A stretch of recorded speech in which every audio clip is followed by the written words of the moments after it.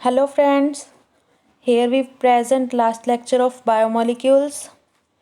Previously मेरे 3 lectures YouTube पे upload हो चुके हैं। इस लेक्चर में मैं पहले वाला एक बार आपको रिवाइज करवाऊंगी। इतनी डिटेल में मैं आपको नहीं बताऊंगी क्योंकि मैं आपको ऑलरेडी बता चुकी हूँ। एक बार मैं आपको रिवीजन दे रही हूँ। ओके स्टूडेंट्स, कल जो मैंने आपको बताया था जो प्रीवियसली लेक्चर में मैंने आपको बताया था वो था स्ट्रक्चर ऑफ प्रोटीन। देखिए, स्ट्रक्चर ऑफ प्रोटीन। प्रोटीन क्या है? हमारा हेट्रोपॉलीमर है। प्रोटीन के भी 2 एंड होते हैं, एक लेफ्ट एंड एक राइट एंड। लेफ्ट एंड वाले को हम कहते हैं N terminal amino acid, right end वाले को हम कहते हैं सी टर्मिनल अमीनो एसिड। ठीक है, फिर आता है कि ये अलग अलग स्ट्रक्चर कौन से होते हैं। एक होता है primary structure, secondary structure, tertiary structure, quaternary structure. एक एक स्ट्रक्चर के बारे में हम ऑलरेडी पढ़ चुके हैं। एक बार मैं आपको रिवाइज करवा देती हूँ।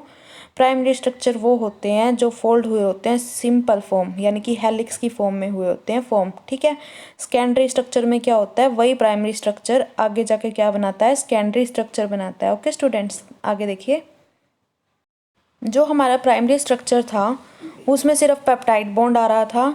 जो सेकेंडरी स्ट्रक्चर है उसके अंदर पेप्टाइड के साथ साथ हमारा हाइड्रोजन बॉन्ड आ रहा है। ओके स्टूडेंट्स, ठीक है इतना। फिर हमने पढ़ा था टर्शियरी स्ट्रक्चर के बारे में। टर्शियरी स्ट्रक्चर में क्या होता है, प्रोटीन चैन होती है, वो फोल्ड होकर एक होलो स्ट्रक्चर बना लेती है। इसका एग्जांपल हमने लिया था एंजाइम। ठीक है, इसके अंदर हमारा कौन सा बॉन्ड ऐड हो जाता है, डाइसल्फाइड बॉन्ड। ओके, ठीक है इतना। नेक्स्ट आता है क्वाaternary स्ट्रक्चर। कुछ पॉलीपेप्टाइड्स होते हैं या फिर हम बोलते हैं कुछ सब यूनिट्स होते हैं, वो आपस में मिलकर हमारा क्या बनाते हैं, क्वाaternary स्ट्रक्चर। ओके स्टूडेंट्स, हीमोग्लोबिन के अंदर 4 सब यूनिट्स होती हैं। 2 सब यूनिट होंगी अल्फा टाइप की, 2 सब यूनिट होगी बीटा टाइप की। ओके स्टूडेंट्स, ये दोनों मिलकर क्या बनाएंगे, हीमोग्लोबिन। ओके, आगे देखिए। फिर जो आपका नेक्स्ट पैसेज था आपकी बुक के अंदर, nature of bond. Amino acid के अंदर कौन सा बॉन्ड होता है, पेप्टाइड। पॉलीसेक्राइड के अंदर ग्लाइकोसिडिक बॉन्ड। ग्लाइकोसिडिक बॉन्ड कैसे बनता है, जब वाटर मॉलिक्यूल्स जब हमारा रिमूव होता है तब हमारा बनता है ग्लाइकोसिडिक बॉन्ड। फिर कहते हैं अगर एक न्यूक्लियोटाइड के अंदर बॉन्ड देखे तो फॉस्फोएस्टर, 2 न्यूक्लियोटाइड के अंदर देखे तो फॉस्फोडाइएस्टर।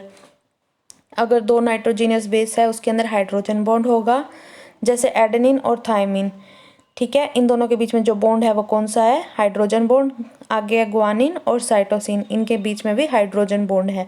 ये बात याद रखनी है, एडेनिन के साथ थायमिन आता है, ग्वानिन के साथ साइटोसिन आता है। ओके, फिर आता है एडेनिन और थायमिन के अंदर जो बॉन्ड होता है ना, वो होता है हमारा डबल बॉन्ड। ओके, और जो साइटोसिन और ग्वानिन के बीच में पाया जाता है वो हमारा होता है ट्रिपल बॉन्ड। ओके फ्रेंड्स, फिर कहता है हर एक स्टेप में अगर आप एक राउंड लोगे 36 डिग्री होगा। ये मैंने आपको प्रीवियसली एक्सप्लेन कर दिया था, देख लेना आप एक बार। पिचेस की बता दी 34 आर्मस्ट्रॉन्ग, और बता दिया 10 स्टेप आते हैं जिसके अंदर 10 बेस पेयर आते हैं। फिर जो आता है कंसेप्ट ऑफ मेटाबॉलिज्म, जितनी भी केमिकल रिएक्शन हो रही है हमारी बॉडी के अंदर उसे ही हम क्या कहते हैं, मेटाबॉलिज्म। मेटाबॉलिज्म 2 टाइप की है, एनाबॉलिज्म और कैटाबॉलिज्म। देखिए आगे, ये मेटाबॉलिक कैसे चलती है हमारी, देखिए इसमें एनाबॉलिज्म मतलब ए से याद रखना ऐड, ऐड यानी कि फॉर्मेशन। कुछ मॉलिक्यूल्स या फिर कुछ बोल सब्सटेंस जब आपस में कुछ मिलकर बनाते हैं उसको हम बोलते हैं anabolism. Catabolism means break down. तो इसकी डेफिनेशन यही दी है कि जब भी सिंपल से कॉम्प्लेक्स चीज़ कोई बन रही है, बनने को क्या कहेंगे, फॉर्मेशन, उसी प्रोसेस को हमने कहा एनाबॉलिज्म। ठीक है, अगर कॉम्प्लेक्स पार्टिकल कुछ हिस्सों में टूट रहे हैं या फिर सिंपल सब्सटेंस में टूट रहे हैं उसको हम कहते हैं कैटाबॉलिज्म। ठीक है, केमिकल रिएक्शन में जो भी एनर्जी मेजर करते हैं वो हम एटीपी की फॉर्म में करते हैं। ओके, एंजाइम्स क्या होते हैं, एंजाइम्स सारे हमारे प्रोटीन्स होते हैं। एंजाइम हमारे कैटालिस्ट की तरह काम करते हैं। कैटालिस्ट का काम क्या करता है, क्या होता है, ये हमारी केमिकल रिएक्शन की स्पीड को बढ़ा देते हैं। ओके, ये क्या कहता है, हायर टेम्परेचर पे जो एंजाइम्स होते हैं वो डैमेज हो जाते हैं। ओके स्टूडेंट्स, ये था आपका प्रीवियसली टॉपिक। आगे जो मैं बताऊंगी वो देख लेना। जो आज का टॉपिक है आपका वो यहाँ से स्टार्ट होता है, केमिकल रिएक्शन। केमिकल रिएक्शन क्या होता है, जब कोई बॉन्ड टूटता है और नया बॉन्ड बन जाता है ट्रांसफॉर्मेशन के टाइम पे। ठीक है, जैसे BaOH2 है प्लस H2SO4 है। ठीक है, ये अलग हो जाएंगे और ये बॉन्ड टूट कर आपस में क्या बना लेंगे, BaSO4 plus H2O। Okay, chemical reaction क्या होती है, जब कोई बॉन्ड टूटता है और नया बॉन्ड वहाँ बन जाता है ट्रांसफॉर्मेशन के टाइम पे, उसी को ही हमने क्या कहा, केमिकल रिएक्शन। इसका एग्जांपल ये आपके एनसीईआरटी में दिया हुआ है, आप देख लेना। कहता है रेट क्या होता है, अमाउंट ऑफ प्रोडक्ट फॉर्म्ड पर यूनिट टाइम, कितना ज़्यादा अमाउंट में प्रोडक्ट बन रहा है टाइम के हिसाब से, उसी को ही हमने क्या बोला, रेट। क्या कहता है कि कितना ज़्यादा प्रोडक्ट बन रहा है हमारा टाइम के हिसाब से, ठीक है। अमाउंट बताइए इसकी कि अमाउंट ऑफ प्रोडक्ट, कितने अमाउंट में प्रोडक्ट बन रहा है per unit time, rate is equal to product by में टाइम। ओके, आगे नेक्स्ट जो बात कही है इसने, कहता है रेट जो होता है वो डबल भी हो सकता है और हाफ भी हो सकता है हर 10 डिग्री सेल्सियस बढ़ाने से, ठीक है। कुछ ना कुछ इन दोनों में से एक चीज़ तो एक चीज़ होती ही है, चाहे डबल हो चाहे हाफ हो, ठीक है। 10 डिग्री सेल्सियस अगर हम बढ़ाते हैं तो रेट जो होगा वो डबल भी हो सकता है और हाफ भी हो सकता है, ठीक है।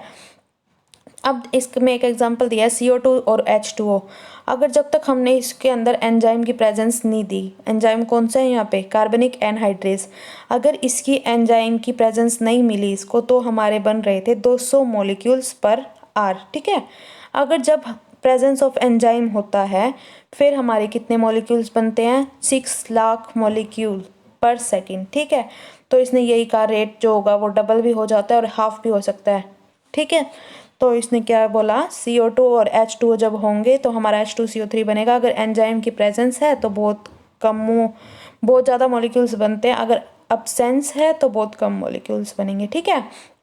कहते हैं एंजाइम और जो सबस्ट्रेट है वो दोनों मिलके क्या बनाते हैं, एंजाइम सबस्ट्रेट कॉम्प्लेक्स, ठीक है। एंजाइम सबस्ट्रेट कॉम्प्लेक्स, और जब ये टूटते हैं तो अलग अलग हो जाते हैं, एंजाइम अलग हो जाएगा और प्रोडक्ट अलग हो जाएगा, ठीक है। फिर जो आपको ग्राफ दिया हुआ है एनसीईआरटी में, इसने बताया है कि एक्टिवेशन एनर्जी उसके अंदर वैसे ज़्यादा है, ठीक है। तो ये क्या करेगा कि उसकी एक्टिवेशन एनर्जी को कम कर देता है, यानी कि जब भी हमें प्रेजेंस ऑफ एंजाइम होगा ना तो उसके करके एक्टिवेशन एनर्जी बिल्कुल कम हो जाएगी। ओके स्टूडेंट्स, आगे देखिए नेक्स्ट लाइन जो इसने दिया है, तो इसने क्या बोला, if product lower level then S, अगर आपका जो प्रोडक्ट है वो सबस्ट्रेट से नीचे आ रहा है तो उस रिएक्शन को हम क्या बोलते हैं, एक्सोथर्मिक रिएक्शन, ठीक है। ये रिएक्शंस बताई हुई हैं कि अगर ग्राफ में देखिए, अगर सबस्ट्रेट ये हमारा है सब एस, सबस्ट्रेट जो ऊपर है प्रोडक्ट नीचे है, इस कंडीशन को, इस रिएक्शन को हमने क्या कहा, एक्सोथर्मिक रिएक्शन, ओके। और इसका अपोजिट, अगर प्रोडक्ट ऊपर है और सबस्ट्रेट नीचे, उस रिएक्शन को हमने क्या बोला, एंडोथर्मिक रिएक्शन। ये ग्राफ दिखा दिया, बस इसमें इतनी बात थी। तो इसने कहा जब बाइंडिंग होती है, binding of chemical shut off enzyme activity, अगर कोई ऐसा केमिकल आ रहा है जो एंजाइम की एक्टिविटी को रोक देता है, उस प्रोसेस को क्या कहते हैं, इनिबिशन, ठीक है। उस जो केमिकल रोक रहा है उसको क्या कहेंगे, इनिबिटर। तो ये क्या बोल रहा है कि कोई भी अगर केमिकल ऐसा आ गया जो हमारी एंजाइम की एक्टिविटी को रोक रहा है, उसको तो इसने कह दिया इनहिबिटर, ठीक है। और वो जो केमिकल रोक रहा था उसको कह दिया इसने इनहिबिटर, ठीक है। इतना क्लियर हुआ आपको। आगे देखो इसने क्या बोला, कहता है जब इनहिबिटर क्लोजली रिजेंबल होता है सबस्ट्रेट के and inhibit the activity of enzyme, उसको कहते हैं कम्पिटिटिव इनहिबिटर। यानी कि कोई भी अगर साथ में ही ऐसा आ जाता है जो, देखो मैं आपको समझाती हूँ, ऐसे बोलते हैं ना, कोई हमारी बराबर की टक्कर का आ गया, ठीक है, कोई हमारी बराबर की टक्कर का आ गया या उसके अंदर ज़्यादा कैपेसिटी है कि हाँ वो इस चीज़ को कर पाएगा, ठीक है। तो उसमें जैसे अब आप अपनी ही लगा लो, एक क्लास में 2 स्टूडेंट्स हैं, ठीक है, दोनों इक्वल लेवल पे हैं, किसी का IQ लेवल सेम है, किसी का थोड़ा उससे ज़्यादा होगा, ठीक है। जो जिसका ज़्यादा होगा ना, है तो दोनों वो कंपटीशन में बराबर के ही बच्चे हैं, लेकिन वो कंपटीशन में आ रहे हैं, जिसका IQ लेवल ज़्यादा है, जो ज़्यादा परफॉर्म करके दिखा पा रहा है, तो वो क्या कर देगा, वही ही। इसने केमिकल की बात यहाँ पे, एंजाइम की बात क्या कर रखी है कि जो ज़्यादा कह सकते हो आप हिम्मत वाला होगा वो इसकी क्या कर देगा, एक्टिविटी को रोक देगा। यानी कि जो कंपटीशन में आ रहा है उसके, और वो उसकी एक्टिविटी को रोक रहा है, इसी को ही हमने क्या कहा, कम्पिटिटिव इनहिबिटर। Okay students. तो इसने बताया है जो कम्पिटिटिव इनिबिटर की प्रेजेंस में क्या होता है, कोई भी कम्पिटिटिव इनिबिटर आ रहा है तो उसके करके Km वैल्यू क्या होएगी, इंक्रीज। Km मतलब क्या है यहाँ पे, कंसंट्रेशन ऑफ सबस्ट्रेट। ठीक है, कितनी कंसंट्रेशन है। जब कम्पिटिटिव इनिबिटर आ जाता है तो उसके करके कंसंट्रेशन जो होगी ना सबस्ट्रेट की वो बहुत ज़्यादा बढ़ जाती है, लेकिन जो उसकी काम करने की क्षमता होगी बिल्कुल सेम होगी, जो इसकी वेलोसिटी होगी बिल्कुल सेम होगी, उसी ही टाइप से वो काम करता चला आ रहा है, वैसे ही उसी स्पीड से ही वो काम करेगा। ठीक है, अगर कोई भी कॉम्पिटिटिव इनिबिटर प्रेजेंट नहीं है तो उसके करके क्या होगा, कंसंट्रेशन जो होगी वो तो सेम ही रह जाएगी, क्योंकि कोई कंपटीशन में तो है ही नहीं, जैसा वो चल रहा था वैसा ही वो चलता रहेगा। वेलोसिटी धीरे धीरे काम करने लग जाएगा, क्यों, क्योंकि कोई कंपटीशन में है नहीं, इसलिए उसकी स्पीड भी वहाँ पे क्या हो जाएगी, कम हो जाएगी। ओके स्टूडेंट्स, नेक्स्ट आता है क्लासिफिकेशन ऑफ एंजाइम। क्लासिफिकेशन भी एंजाइम की 6 टाइप की दे रखी है, देखो मैं बताती हूँ। फर्स्ट बताइए ऑक्सीडो रिडक्टेज, या फिर हम बोल सकते हैं डिहाइड्रोजिनेज। इसमें क्या कहा है इसने, जहाँ पे सबस्ट्रेट रिड्यूस होकर ऑक्सीडाइज्ड भी हो रहा है और ऑक्सीडाइज्ड होकर रिड्यूस्ड भी हो रहा है, यानी कि दोनों की दोनों कंडीशन जब आ जाती है उसको क्या बोलते हैं, ऑक्सीडो रिडक्टेज। ओके, फर्स्ट बताइए क्लासिफिकेशन एंजाइम की, ऑक्सीडो रिडक्टेज, जिसमें ऑक्सीडाइज्ड प्रोसेस भी चलेगी और रिड्यूस्ड भी। ओके, इसमें ये था। फिर आता है ट्रांसफरेज। ट्रांसफरेज में क्या होता है कि एक ही रिएक्शन के अंदर जब डिसलोकेशन होने लग जाती है ना, जैसे SgS था, यहाँ पे क्या हो जाएगा SSG, तो ये केमिकल रिएक्शन चल रही थी, यहाँ पे SgS था, तो यहाँ पे क्या चेंजेस आई, ये वाली चीज़ उठ के यहाँ पर चली गई और ये वाली उठ के यहाँ पे आ गई। इसमें यही था, मतलब ट्रांसफ़र हो रहा है, डिसलोकेशन हो रही है। ठीक है, फिर कहता है हाइड्रोलेज क्या होता है, जहाँ पे हाइड्रोलिसिस होती है, यानी कि ब्रेक डाउन होगा। हाइड्रो मीन वाटर, वाटर का ब्रेक डाउन, या फिर किसी भी पार्टिकल्स वगैरह, जैसे एस्टर का हो सकता है, इथर, किसी भी चीज़ का। ठीक है, फिर आता है लाइसिस।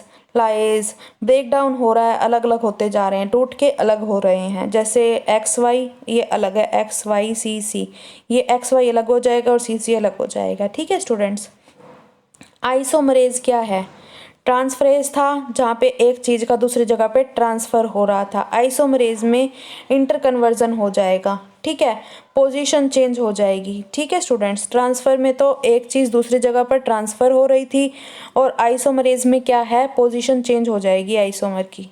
ठीक है, यानी कि इंटरकन्वर्जन होगा। फिर आता है लाइगेज क्या होता है, लाइगेज मतलब किसी भी चीज़ की बाइंडिंग होना, अटैचमेंट होना, या फिर हम बोल सकते हैं लिंकिंग होना, या फिर देखो लिंकिंग टुगेदर किसकी, 2 कंपाउंड की, उसी को ही हमने कहा लाइगेज। ठीक है, तो ये 6 एंजाइम की क्लासिफिकेशन थी। फर्स्ट क्या थी, हमने क्या पढ़ी है, oxido reductase, second is transferase, third is hydrolase, fourth is lysis and ligase, fifth is isomerase, sixth क्या है, लाइगेज। ओके स्टूडेंट्स, नेक्स्ट जो है कोफैक्टर। कोफैक्टर बस आपको इतना पता होना चाहिए क्या होता है, जो नॉन प्रोटीन पार्ट होता है उसी को ही हम क्या बोलते हैं, कोफैक्टर। ओके स्टूडेंट्स, हाँ जी स्टूडेंट्स, आज का आपका चैप्टर यहीं पे ही ख़त्म होता है। अगर आपको कोई प्रॉब्लम है तो आप मुझसे कमेंट में पूछ सकते हैं। Thank you so much students.